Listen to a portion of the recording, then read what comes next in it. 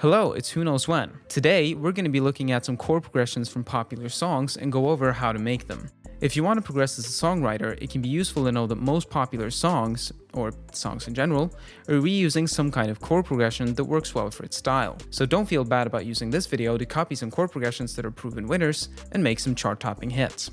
A chord progression is a series of chords played in succession. So basically, if you take a bunch of chords, arrange them in a certain way, and repeat them throughout the song, that's a chord progression. Chord progressions make up the foundation of what we call harmony in Western music and are an essential part of determining what kind of mood or feel your song will end up having. So chord progressions are built using scales, a device to measure weight or mass, a structured set of notes within one octave. The way you describe the actual chord progression is by using a set of numbers between 1 and 7, for example 1, 5, 6, 4. These numbers all refer to a specific chord within the scale. For simplicity's sake, we're going to use the C major scale, all the white notes, to show all of these chord progressions, and I'm going to include a cheat sheet at the end of the video instead of bombarding you with music theory concepts. So let's take a look at some examples of popular chord progressions and how to make them. The first one is the ever so timeless 1, 5, 6, 4, which goes as follows. This chord progression can be found in, among others, Someone You Loved by Lewis Capaldi, Girls Like You by Maroon 5, and also, like every single song from Axis of Awesome's 4 chords video.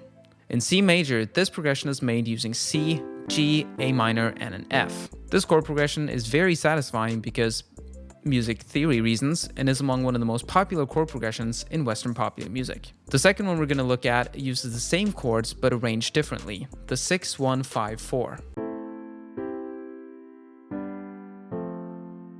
This progression can be found in Rockstar by DaBaby and Roddy Ricch, Hello by Adele, Levels by Avicii, and I See Fire by Ed Sheeran. In C major, this progression is made using A minor, C, G, and an F. This chord progression contains the same satisfying chords, but arranged in a more uplifting way. Common in many chord progressions is the varying use of the 1, 4, 5, and 6, so it could be interesting to look at some pop songs to feature other chords as well. Therefore, the third one is going to be 2, 6, 1, 5, found in Blinding Lights by The Weeknd, as well as Watermelon Sugar by Harry Styles.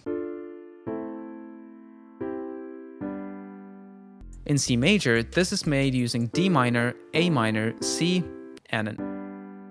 Chord progressions that start with a 2 can generally be thought to emulate a chord progression that has been famous in so many different genres for almost a century, the 2-5-1.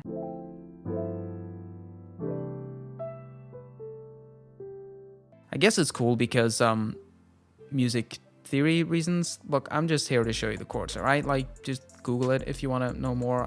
To show one adaptation of the 2-5-1, the fourth progression is going to be 2-5-1-6. This can be found in the song 3435 by Ariana Grande. This is just a straightforward 2-5-1 with a 6 at the end, but as previously mentioned, the 2-5-1 has been used in so many different types of music for so long that if used in a cool way, it can definitely result in a good song with a familiar vibe.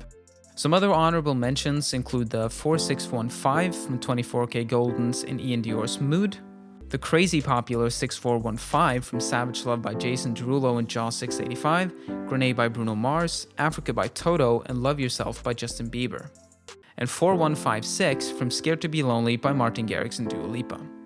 You may ask the question, okay, but what if I want it not in C major?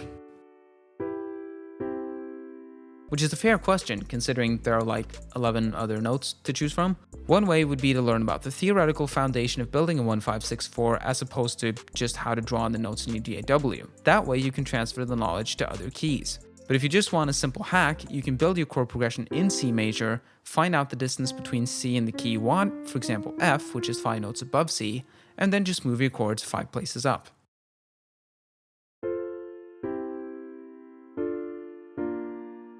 There are many other ways to play with chords in addition to knowing nice sounding chord progressions. Inversions and extended chords can add even more flavor to the harmony.